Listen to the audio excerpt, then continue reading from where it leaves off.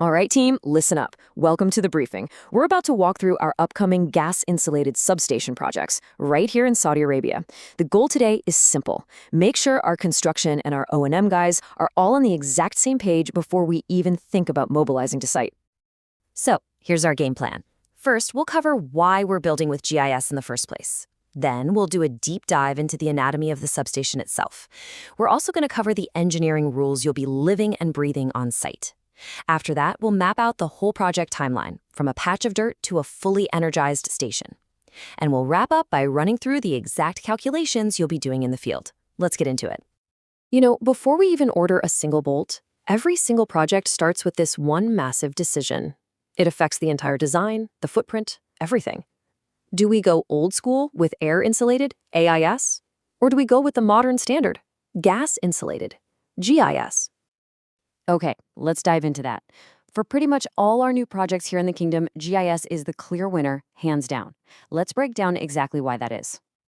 Just look at this comparison. It really tells the whole story. First, the footprint. With GIS, we can build these powerful substations on a tiny fraction of the land you'd need for AIS. And this is huge for us out here. All the live parts are completely sealed in a controlled environment. That means no dust, no humidity, nothing can get to them. And what does that mean for us? Way higher reliability and a whole lot less maintenance over the years. And the great thing is, this tech works across every critical voltage level we handle.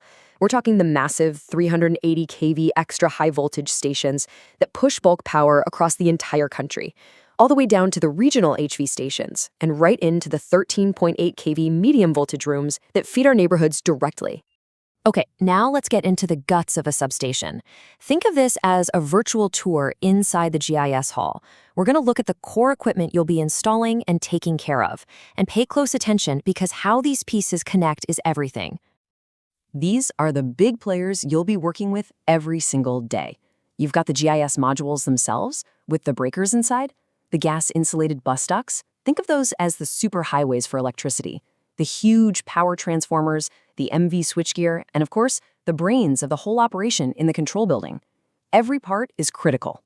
Now let's talk safety. You absolutely have to understand these fire protection zones. These are not just walls, all right? They are fully engineered systems. We're talking 2-hour fire-rated partitions, dedicated ventilation, the whole shebang. They are designed to contain an incident in one area, and their integrity is completely non-negotiable. All right, take a good look at this formula. This right here is going to be your best friend on site. You'll use it all the time to check transformer and cable readings. The current I equals the power in MVA times 1,000,000 divided by the square root of 3 times your line-to-line voltage. You need to know this one by heart. Okay, let's talk about the rule book. Having the right gear is only half the battle. We build to extremely strict standards set by both the client and the country. And when it comes to compliance, there is zero room to move. These documents, they're your Bibles on this project. The SEC, that's Saudi Electricity Company, design manual is number 1. Then you've got the SBC, the Saudi Building Code for all your civil and fire safety stuff. And the international standards are just as important. IEC 62271 tells us about clearances for GIS gear, and IEEE 80 is the master guide for our earthing grid. Getting this right is how we get paid. Here's a handy little field calculation for you. It's a quick way to estimate the electrical clearances you need for any exposed parts. It's a great rule of thumb.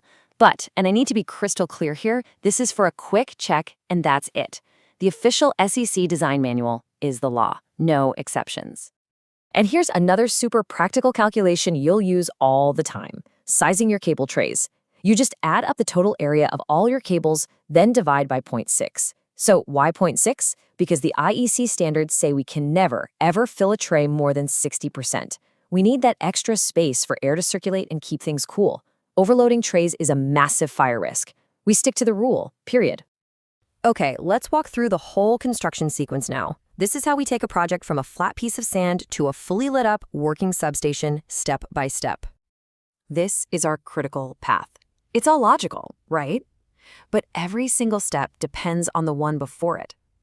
We start with the civil works, foundations, trenches. Then the big stuff arrives: GIS and transformers.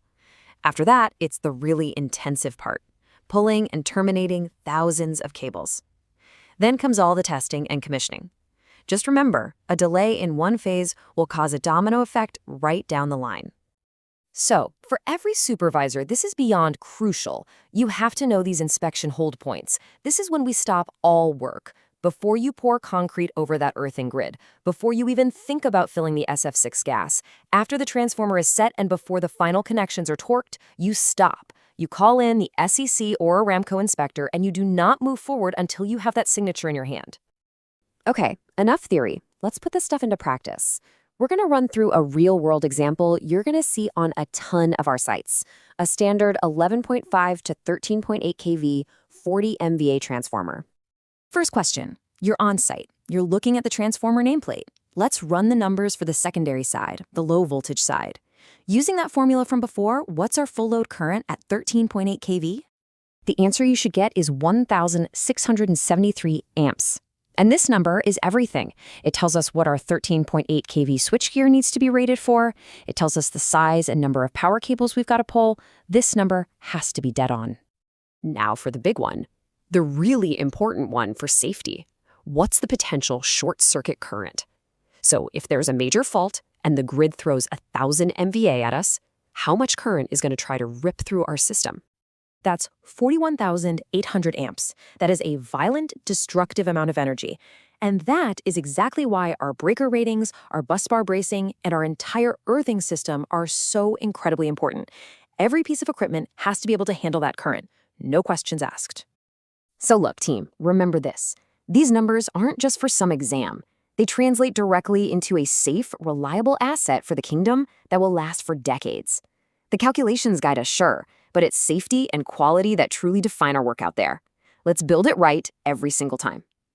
Okay, what questions have you got before we head out?